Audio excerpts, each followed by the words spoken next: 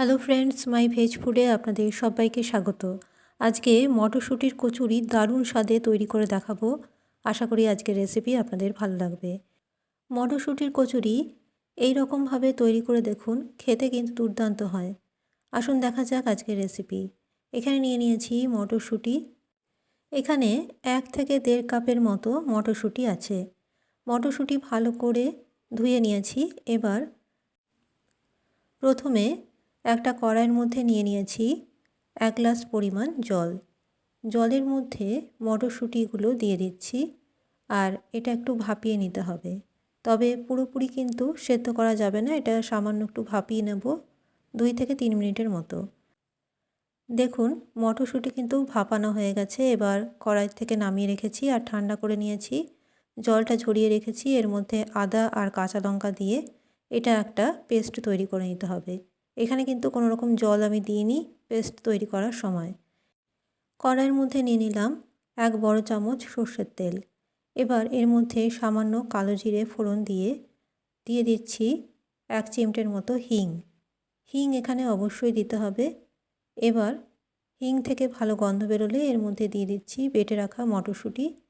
এর মধ্যেই দেওয়া ছিল কাঁচা লঙ্কা আর আদা। আদা এখানে একটু বেশি দিতে হবে আর কাঁচা লঙ্কা বা ঝালের আন্দাজটা আপনাদের স্বাদ অনুযায়ী নেবেন। খুব ভালো করে এবার নেড়ে চেড়ে নিচ্ছি। এখানে বলে রাখি, আমার চ্যানেলে সব রেসিপি সম্পূর্ণ নিরামিষ, পেঁয়াজ রসুন ছাড়া তৈরি করা হয়।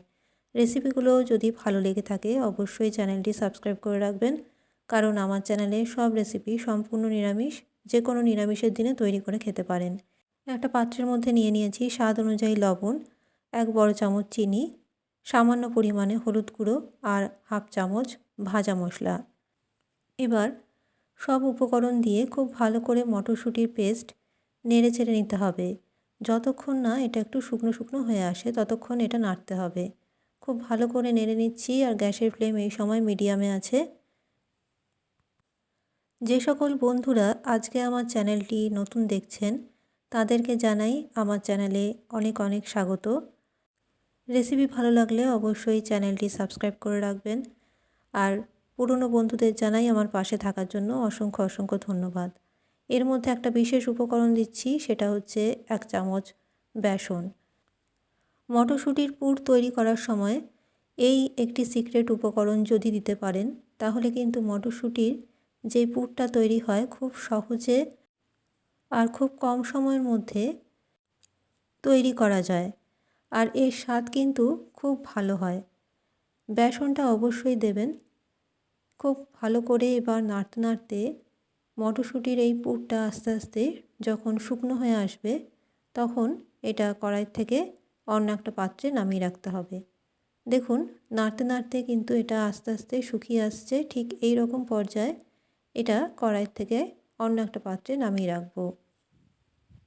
মটরশুঁটির কচুরির পুর তৈরি করার সময় অবশ্যই এই বিশেষ জিনিসটি খেয়াল রাখবেন, তাহলে মটরশুঁটির পুর খুব সহজে তৈরি করা যায়। এবার অন্যদিকে একটা পাত্রের মধ্যে নিয়ে নিয়েছি 300 গ্রামের মতো ময়দা। কচুরি ময়দা দিয়ে তৈরি করছি, আপনারা ইচ্ছে হলে আটা ময়দা একসঙ্গে মিক্স করে নিতে পারেন।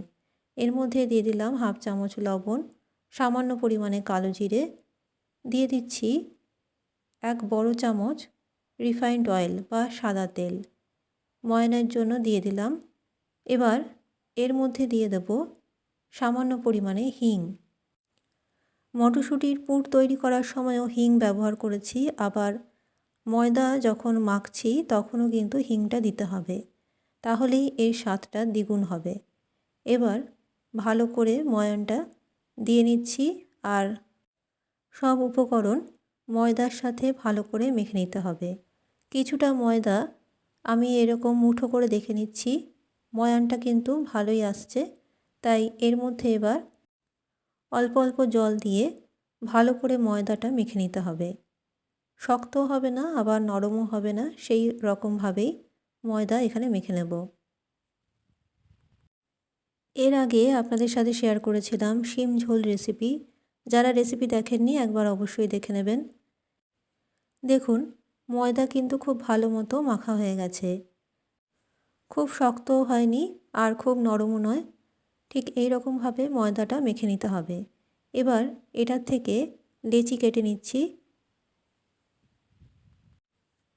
মটরশুঁটির কচুরি তৈরি করার সময় মটরশুঁটির পুর তৈরি করার যেই পদ্ধতি আপনাদের দেখালাম, একবার অবশ্যই সেইভাবে করে দেখুন, খেতে কিন্তু দারুণ হবে।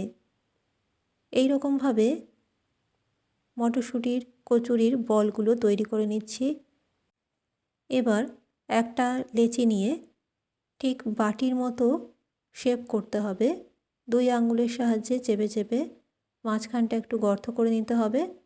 এবার সেই বাটির মাঝখানে সামান্য করে মটরশুঁটির পুর ভরে দিতে হবে। আর খুব বেশি পুর দিলে চলবে না, তাহলে কিন্তু ফেটে বেরিয়ে যেতে পারে। তাই কচুরির মধ্যে যতটুকু পুর দেওয়া যায়, যতটা সম্ভব ততটা দিয়ে বলের মুখগুলো বন্ধ করে দিতে হবে। ঠিক এই রকমভাবে সবকটা মটরশুঁটির কচুরির বল তৈরি করে নিচ্ছি। এবার বেলুন চাকির মধ্যে ভালো মতো একটু সাদা তেল মাখিয়ে নিয়ে প্রতিটা মটরশুঁটির কচুরি বেলে নিতে হবে। এখানে আরও একটা কথা বলে রাখি, কচুরির পুর তৈরির সময় যেই ভাজা মশলা ব্যবহার করেছিলাম, সেই ভাজা মশলার রেসিপির ভিডিও পেয়ে যাবেন আমার চ্যানেলে। মটরশুঁটির কচুরিগুলো ঠিক এই রকমভাবে আলতো হাতে বেলে নিতে হবে। খুব বেশি চাপ দিলে কিন্তু মটরশুঁটির পুর বেরিয়ে আসতে পারে, তাই আলতো হাতে এই মটরশুঁটির কচুরিগুলো বেলে নিতে হবে ঠিক এই রকমভাবে। এবার একটা কড়াইয়ের মধ্যে তেল গরম করে এর মধ্যে কচুরিগুলো একটা একটা করে দিয়ে আস্তে আস্তে ভেজে অন্য একটা পাত্রে তুলে রাখতে হবে। আর খুব বেশি চাপ দেওয়া যাবে না। গ্যাসের ফ্লেম এই সময় মিডিয়ামে রেখে কচুরি যখন আস্তে আস্তে ফুলে উঠবে, তখনই এটা উল্টে দিতে হবে।